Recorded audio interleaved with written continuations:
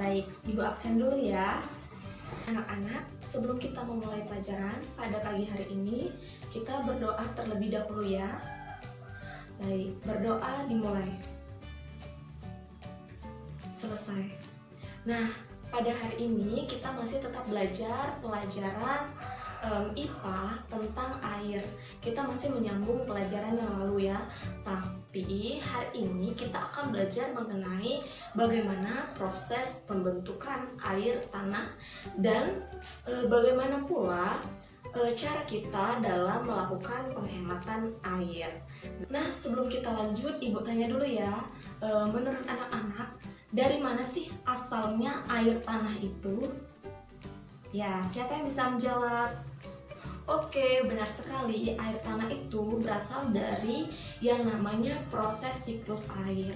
Nah, setelah terjadi proses siklus air, maka akan dilanjutkan dengan yang namanya proses pembentukan air tanah atau siklus air tanah ya.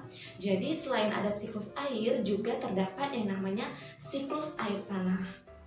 Nah, untuk itu kita membentuk kelompok dulu menjadi 5 kelompok, masing-masing kelompok terdiri dari 4 orang. Silahkan dibentuk dulu ya kelompoknya.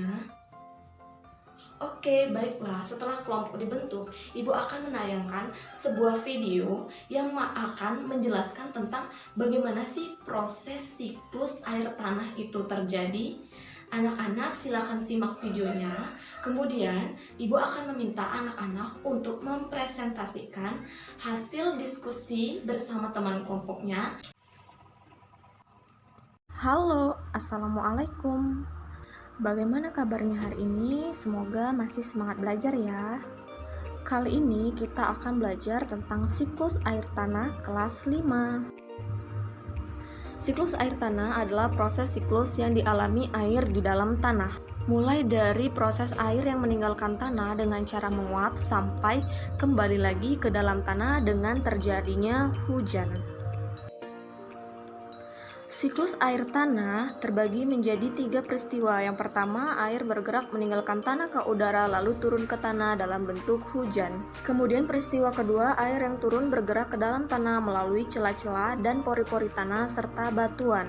Kemudian peristiwa ketiga, air yang meresap akan diserap oleh akar tumbuhan dan sisanya akan menjadi air cadangan di dalam tanah. Siklus air tanah tidak terlepas dari Baiklah, tadi anak-anak sudah menonton video yang sudah Ibu tampilkan di layar. Nah, kemudian Ibu ingin kelompok 2 untuk maju ke depan dan mempresentasikan apa yang sudah kalian diskusikan bersama. Baiklah, terima kasih kepada semua kelompok yang sudah mempresentasikan hasil mengenai tayangan video tentang siklus air tanah.